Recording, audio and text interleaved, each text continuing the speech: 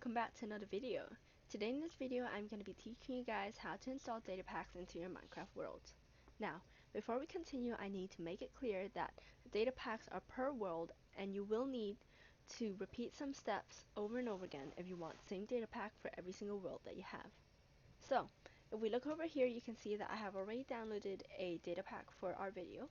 What you want to do is you want to extract this file like that and delete this. Now, there has been much controversy about whether or not you should unzip your file, and it's caused a lot of confusion. That's one of the reasons why I decided to film this video. There's the reason for whether or not you should extract it in the description down below, but for simplicity's sake, I'm just gonna extract it over here. Now, what you want to do next is you want to go to your Minecraft file, inside whatever. If I can type today, which I can. Minecraft.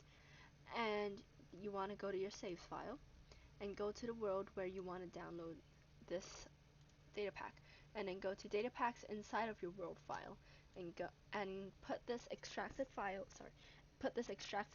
inside the Datapacks file. Yes. Okay, so that's it. That's done. Datapack installed. But if you want the same data pack for every single world, you just want to highlight all of the data packs you have. Come here, right click, copy, and go to another world, go to data packs again, and paste item. And that's the data pack done for the other world as well. So, I was gonna end the video, then I realized that there's more. There's more here. Yes. So I want to show you guys that it should work the same for every single Minecraft file, including servers. So we'll pull up Atomos here, go to files, please. There you go.